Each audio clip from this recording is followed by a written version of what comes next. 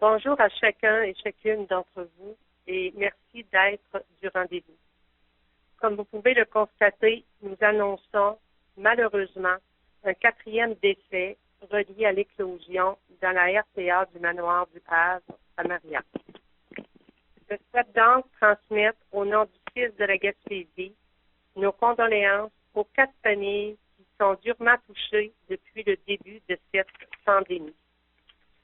Soyez assurés que depuis le début, le fils de la Gaspésie a mis tous les efforts pour mettre en place des mesures structurantes dans l'ensemble de nos CHSLD, nos RPA, nos ressources intermédiaires, ainsi que dans nos ressources de type familial, afin de restreindre la propagation du virus, comme par exemple la suspension des visites, la présence de gestionnaires et d'infirmières en prévention des infections, la formation auprès du personnel, la présence de gardiens de sécurité, des communications régulières, des consignes auprès de nos gestionnaires, du personnel et des bénévoles partout en Gaspésie, des appels 2 fois par semaine à tous nos propriétaires de RPA, RIRPF, des appels également aux familles afin de les tenir au courant de la situation de leurs proches. Cependant, malgré les nombreux efforts, ces mesures ne sont pas infaillibles, comme nous pouvons le constater au manoir du Havre. Aussi, il a été annoncé le 8 avril dernier par notre ministre de la Santé, Mme McCann, que du personnel devait être ajouté dans l'ensemble de nos CHSLD, notamment en Gaspésie. À partir d'aujourd'hui, tous nos CHSLD auront des présences 7 jours semaine d'infirmières en prévention des infections. Tous nos ressources privées pour nos aînés, nos RI et nos RPF auront des visites régulières. Ainsi, nous vous informons que de 5 infirmières de prévention des infections que nous avions en Gaspésie, nous comptons maintenant 23 infirmières qui parcourent nos résidences et 26 sera sur nos équipes à partir de lundi. Et à ça s'ajoutent notamment nos 4 infirmières de l'équipe SWAT. Pour les RPA ayant des difficultés à implanter la démarche de contrôle des entrées, comme par exemple le respect des consignes à l'accueil en regard du confinement obligatoire, nous travaillons avec le ministère afin de donner du soutien par la délégation d'agents à l'accueil de ces ressources. Nos équipes de soutien à domicile travaillent en étroite collaboration avec les propriétaires également des RPA, RI et RPF pour s'assurer qu'on réponde adéquatement à l'ensemble des besoins de nos clients.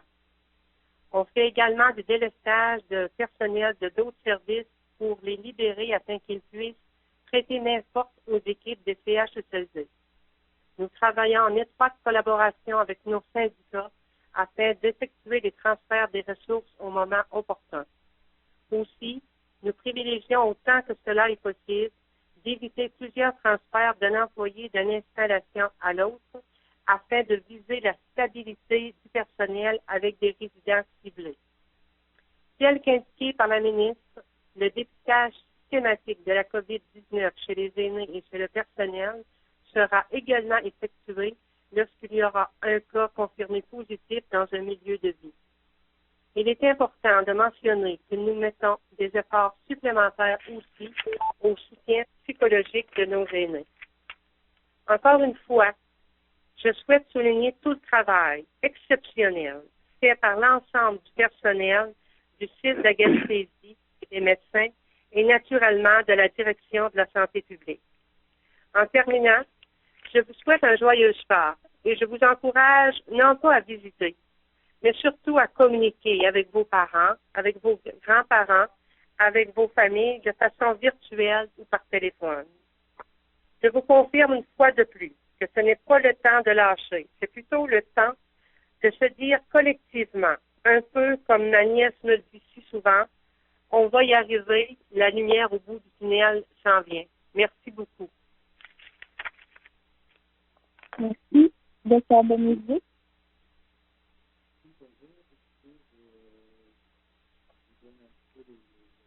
Il faudrait se rapprocher. faudrait se rapprocher du micro, Dr. Bonny. C'est plus que se rapprocher du micro, c'est enlever la sourdine. Donc, bonjour tout le monde. Alors, je vous rappelle un peu l'état de l'épidémie dans la région. On a eu 4 nouveaux cas hier, ce qui porte le total à 79 cas positifs dans notre région. Parmi ces nouveaux cas, il y en a 2 qui sont reliés à la grappe là, de l'éclosion qu'on a eue dans la résidence pour personnes âgées. Donc, cette grappe-là est rendue à 45 personnes. Le reste des cas, bien sûr, sont répartis dans d'autres MRC. Écoutez, on continue comme le docteur Duguay vient de le dire, Madame Duguay vient de le dire. On continue toutes nos mesures de prévention durant toute cette longue fin de semaine. Et je souhaite une belle fin de semaine aussi à tout le monde. Et toujours à 2 mètres de nos proches. Merci. Merci. On est maintenant rendu à la période de questions. On va commencer avec Fred Parent de l'Hériton. Oui, bonjour. J'aimerais savoir, dans le fond, est-ce que on est en mesure de dire si dans l'ensemble de la population, le nombre de tests effectués ont augmenté? Oui, ça augmente effectivement tous les jours, mais je ne pourrais pas vous dire de combien. Parfait, merci. Gilles Philibert, Radio Gaspé. Est-ce qu'à ce moment-ci, Dr. Boggy-Boucher, est-ce que, une fois de plus, vous nous confirmez qu'il n'y a aucun cas de transmission communautaire sur le territoire de Gaspésie-des-Îles? Oui, ça, je suis en mesure de vous le confirmer.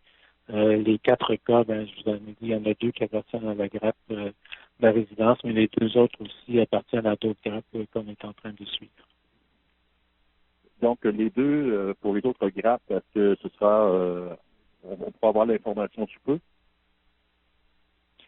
En fait, ça dépend de la grandeur des grappes. On garde toujours la confidentialité de nos enquêtes épidémiologiques. Comme je vous l'ai dit, il y a des grappes qui ont une personne, mais c'est sûr que quand il en rajoute, c'est plus qu'une personne, mais on va pas détailler. Là. En fait, vous allez être informé des grappes le jour où ce sera une éclosion d'à peu près de la même envergure que celle que nous avons eue. Parce qu'avec les chiffres qu'on a reçus hier concernant des détails par MRC, est-ce qu'il y aura une mise à jour de fait en ce sens-là? Il va y avoir une mise à jour, comme je l'ai bien dit, le jour où je pourrai annoncer 5 cas de plus pour la MRC qui en aura le moins à ce moment où je l'annoncerai. De telle sorte qu'on préserve toujours la confidentialité. Donc, ce qui veut dire qu'il y en a moins de 5 encore. Écoutez, il y en a 4, ça fait que c'est moins de 5. Donc, 4 cours de Gaspé.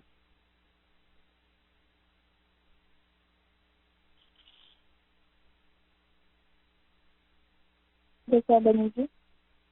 Oui? Oui? Je n'ai pas entendu s'il y avait une question.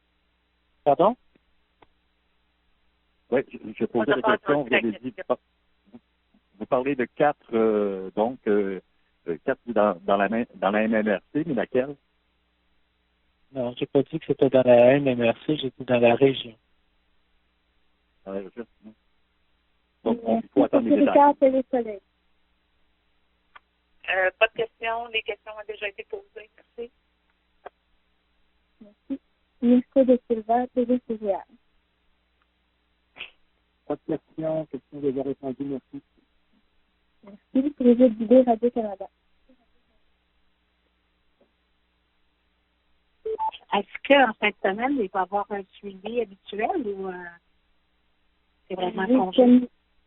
Oui, comme je l'ai dit, en fait, il va y avoir à chaque jour, je vais envoyer un courriel avec un état de situation comme Dr. Bonny fait à chaque jour. Si vous avez des demandes, vous pouvez m'écrire. Puis, si jamais il y a un enjeu majeur, là, on prend un point de presse, mais sinon, on a fait le point de presse durant les 4 prochains jours. Je voudrais rajouter, Pardon? Je voudrais rajouter là-dessus que dans les 4 prochaines journées, les gens continuent de travailler.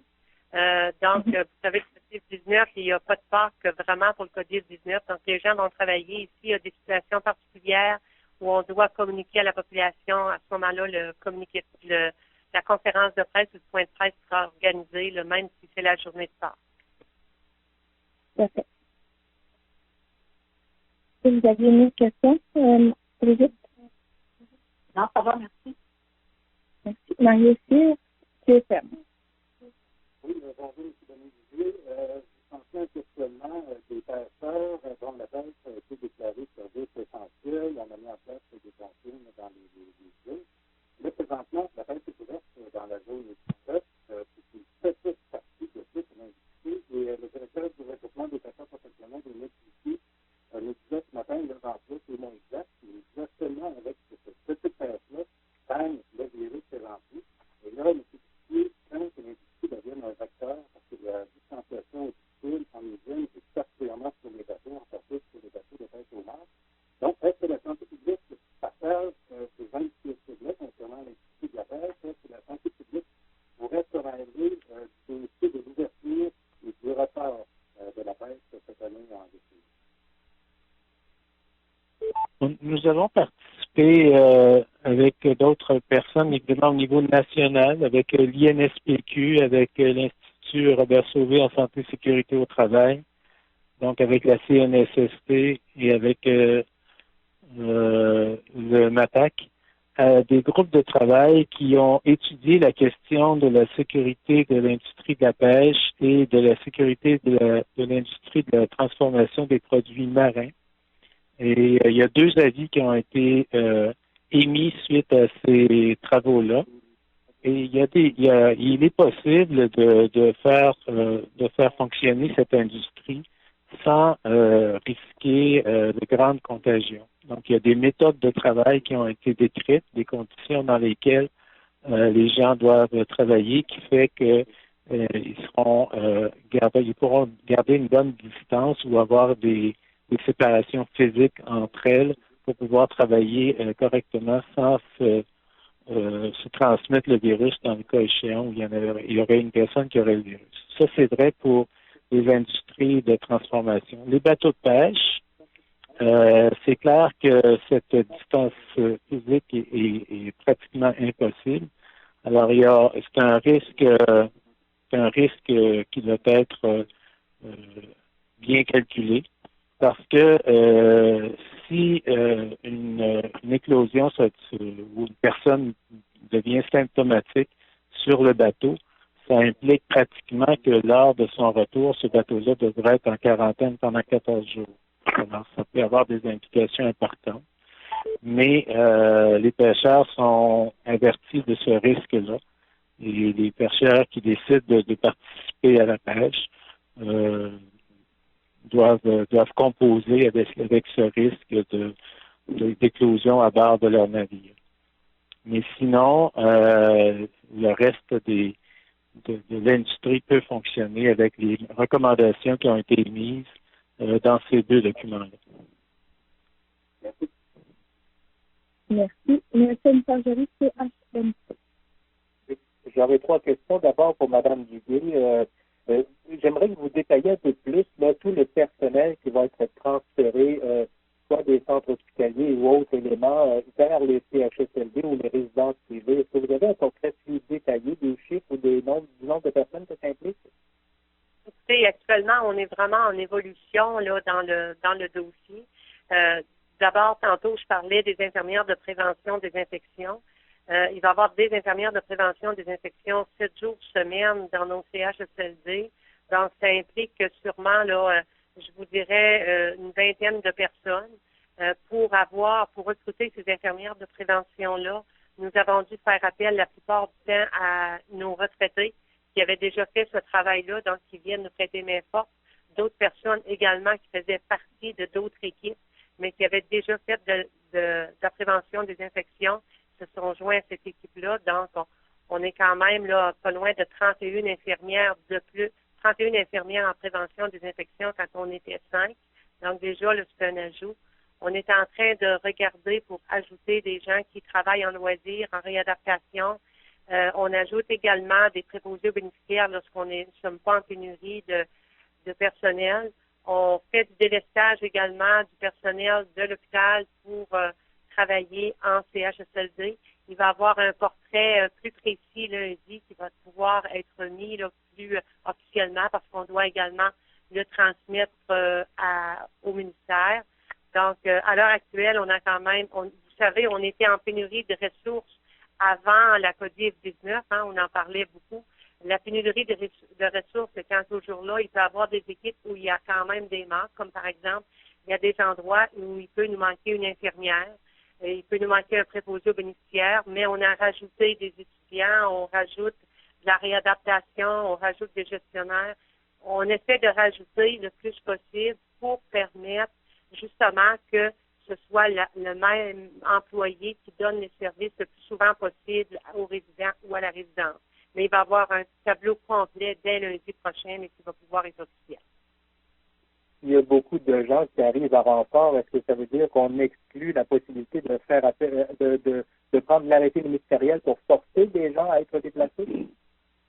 Non, on ne peut pas exclure cette partie-là, mais on sait que l'arrêté ministériel, c'est quand même le dernier recours. Il y a des gens qui se prêtent volontaires.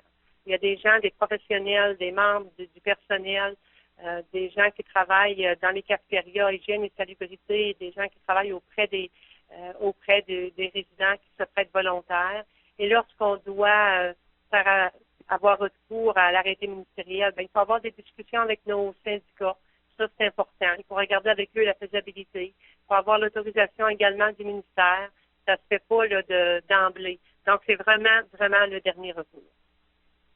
Dernière question pour le Dr Bonnier-Vigé. Le premier ministre Trudeau parlait ce matin d'une situation qui facilement irait jusqu'à la fin du printemps et un retour normal des choses dans 12 à 18 mois seulement lorsqu'il y aura un vaccin.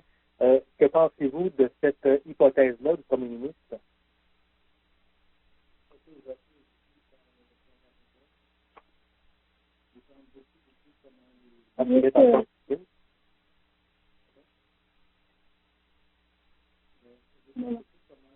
Juste ouvrir votre micro, s'il vous plaît. Oui. Ah, non, c'est toujours ma sourdine, je m'excuse.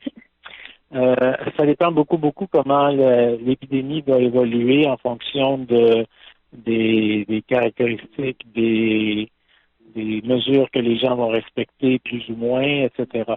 Mais c'est clair que le virus a une stratégie qui ressemble beaucoup à celle de l'influenza et c'est un virus qui a vraiment envie de s'installer parmi nous. Donc, il faut s'attendre à ce que ça soit assez long. Mais effectivement, de la même façon qu'on lutte contre l'influenza avec des campagnes de vaccination, probablement que ça va être un peu la stratégie à long terme sur laquelle on pourra compter contre la COVID. Ceci dit, comme ça a été bien dit par le Dr Arruda, il va y avoir des conditions qui vont être mises en place tranquillement pour permettre le rétablissement. Et les régions, ça va être regardé région par région, puis en fonction de l'épidémiologie de chacune des régions et aussi de chacun des secteurs économiques, les capacités de s'adapter à un travail qui ne met pas en danger les gens. Donc, mais oui, ça risque d'être assez long avant un total rétablissement, mais un rétablissement partiel, ça peut être envisageable à relativement court terme, finalement, quand on regarde l'évolution actuelle. Pour la Gaspésie? Pour la Gaspésie, comme pour le reste du Québec, oui. Merci. J'ai gagné cette semaine. Bonjour. Une petite vérification. Il reste combien de cas d'hospitalisation présentement de gens de la région?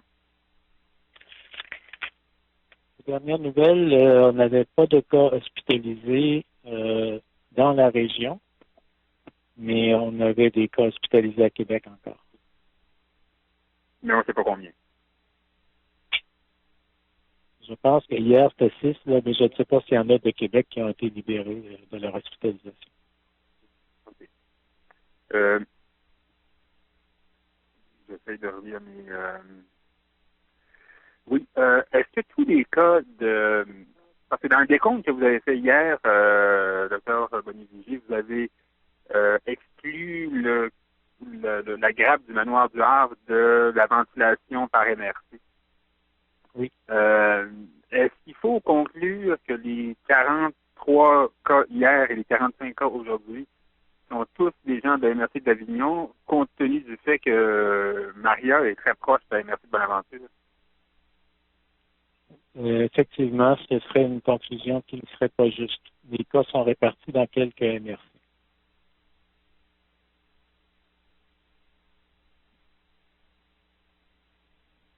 Je dirais en complémentaire, je vais laisser la place à mes collègues. J'aurais peut-être une petite question à la fin. Là. D'accord. Mélanie Clavet? Pas de question pour moi, merci. Idéal Américain Télégasté. Pas de question pour moi, merci beaucoup. Merci. Catherine Pochon. Oui, Catherine Poisson. Je voulais juste demander si on a la donnée, est-ce qu'on sait combien de personnes sont guéries de la région? Oui, malheureusement, le ministère nous demande de ne pas répondre à cette question-là région par région. Ils aiment bien donner le chiffre global au niveau national. J'imagine que cette consigne changera peut-être un jour, mais pour l'instant, c'est la consigne que nous avons. OK, merci. Gilles, est-ce que tu veux y aller avec une complémentaire? Oui, étant donné la qualité du son, je perds parfois quand il s'agit de décès, si vous dites un résident ou une résidente. Est-ce que hier et aujourd'hui, vous avez donné le sexe de la victime, c'est-à-dire que c'était un homme ou une femme hier, un homme ou une femme aujourd'hui? En fait, ce sont 4 personnes et tous les sexes se sont représentés.